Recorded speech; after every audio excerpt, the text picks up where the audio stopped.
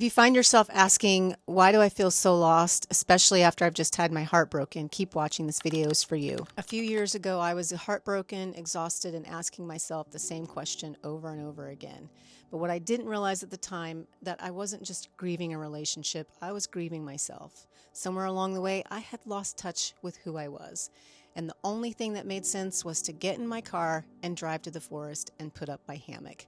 In this video, I'm sharing what I was going through during that season of my life. Welcome to my channel, This Way to Bliss, where I hike and explore and car camp in my hybrid SUV and heal through nature, one hop, skip, and step at a time. Hi, I'm Candace Shea Frazier. This is my story of growing through grief instead of giving up, resetting my nervous system, and breaking my addiction to chaos and confusion. Out here, I found the strength to keep going and the first sparks of balance, bliss, freedom, and fun after the fallout of divorce, loss, betrayal, and abandonment. I have so many adventures to share, so make sure you like, subscribe, and share with your friends. I thought I was healing from just heartbreak. I was wrong. Going to the forest, gonna lay in the water, gonna go to the waterfalls, wanna see the waterfall. I don't know. It's a beautiful day. What I discovered on this adventure changed more than I realized. If you've ever felt heartbroken and lost, abandoned, rejected, or exhausted from giving more than you receive, keep watching because this video is for you. 3 years ago, I was asking myself those questions every day. But back then, I didn't understand why. I was looking at myself through the lens of every person who had rejected me, abandoned me, disappointed me, and hurt me. And I most certainly did not understand why loving myself felt so damn hard. And especially, why did I feel so lost? You see, what I discovered on this adventure is that healing isn't just about letting go of what hurts you. It's about finding your way back to yourself. And this is where that journey began. So if you're feeling lost, like you don't even know who you are anymore, I want you to know, a few years ago, I was there. I was looking at myself through the lens of every person that had done me wrong, disappointed me, abandoned me, and hurt me in the process. And the more I focused on what everyone else thought of me, the more disconnected I became from myself. I don't know, maybe you know that feeling too. Maybe you're also lying awake at night wondering why it's so hard to let go. Why you keep replaying old conversations. Why you can't stop thinking about the people who hurt you. Why you keep giving your heart to people who can't hold it. Or why loving yourself feels so much harder than loving everyone else. That's where I was. And at the time, I thought I was just healing from the heartbreak. But like I said, I was wrong. I was also healing from self-abandonment. I was healing from decades of looking for love, safety, and belonging outside of myself. I didn't even understand what attachment wounds were yet. And I was just beginning to understand that there was a component called your nervous system, and mine was completely dysregulated. And I was just confused about why I felt stuck, anxious, guarded, and exhausted. I'd been doing the inner work. Like, why wasn't I experiencing this sense of joy, like what you see me here in nature? All I knew is I couldn't keep sitting at home living inside my own head, replaying the past and bracing for the next rejection. So I did the only thing that makes sense. I got in my car and I went to the forest. Not because I had all the answers, but because I needed enough space to hear myself again. And back then, nature was the only place where I felt like I could relax in my body. Because the forest wasn't judging me, the river doesn't ask me to prove my worth, and those trees, they don't need me to be anything other than who I am. For a little while, I could stop performing, stop overthinking, stop trying to be chosen, and just be. Looking back, I can see that I wasn't just chasing waterfalls. I was chasing peace. I was chasing relief. I was chasing the version of me that still existed underneath all of the heartbreak, grief, fear, and rejection. And maybe that's what you're looking for too. Not another person to finally prove you're lovable. Not another relationship to save you. not another explanation for why they hurt you. No, maybe what you're really looking for is you, the one that got lost along the way. You see, one of the things I learned later is that the brain is always scanning for evidence to support what it believes. So as science states, if you've been rejected, abandoned, betrayed, or hurt enough times, your mind gets conditioned to look for signs that it's about to happen again. And it's not because you're broken, it's because your brain thinks it's protecting you. How ironic is that? Anyway, the problem here is when you're always watching for the next disappointment, it's almost impossible to stay present in the right now with yourself and what's good. You could be standing in the middle of something beautiful and still feel unsafe inside of your own body. And my friends, that was me. But nature kept interrupting that pattern. I found a favorite spot. Look at that. Just wow.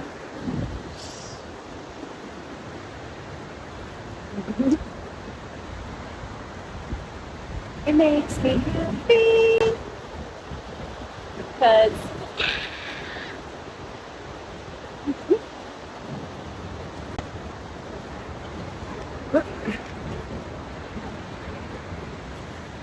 I wanted this as a spot last time, but there were people in it. There ain't no people in it now but me.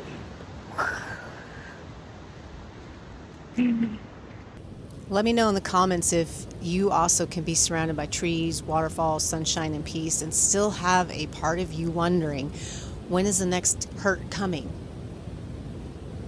And also, maybe you're like me and you've come to realize that nature ironically has an uncanny way of interrupting that pattern by giving you something real to focus on and be grounded in. The power of the sound of water, the feeling of the breeze, the sunlight, the hammock. Oh my goodness, like countless times that hammock has pulled me out of my funk. Staring at rocks, hugging trees. There are tiny little signs of life all around me. And little by little, those moments helped me come back to now. And while I wasn't healed all at once and not magically fixed, I was beginning to be present. And sometimes present is where healing begins. Even if you have a part of you that is constantly scanning, if there's a part of you that can find a way to be in the now and embody love instead of chasing it, you're winning the game. And you're one step ahead of your own disempowered beliefs and conditioning from the lens of trauma. So another thing that happened in nature is that I was seeing that changing my life wasn't about finding the perfect relationship or even getting everyone to understand me. And it wasn't finally getting approval from people I wanted it from. No.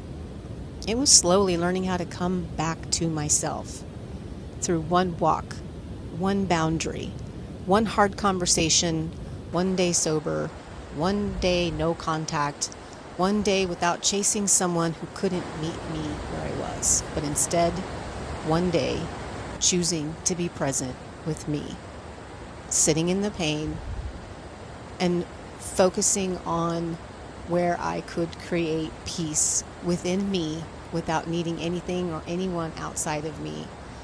I mean, with the exception of being in nature.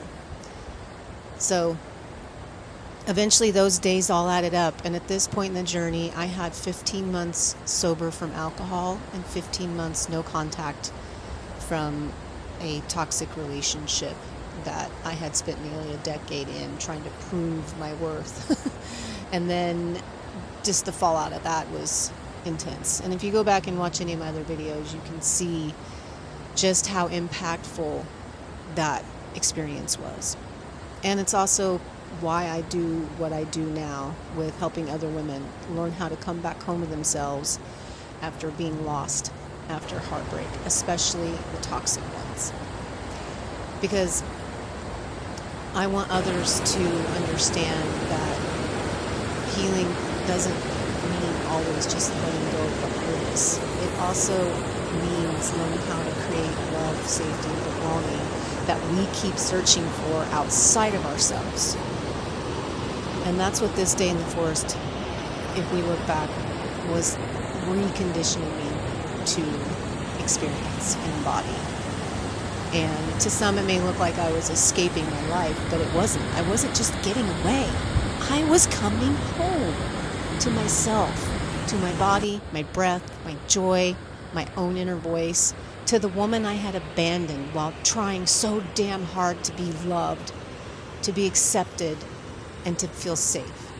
And that, my friends, is when things started to change.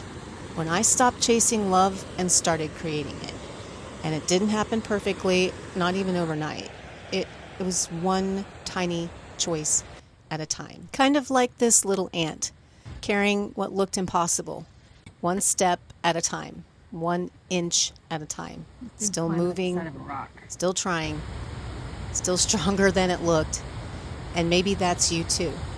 Maybe things feel heavy right now. Maybe you're tired. Maybe you're confused. Maybe you're wondering why you keep getting hurt, why you can't let go, or why you still don't feel like yourself.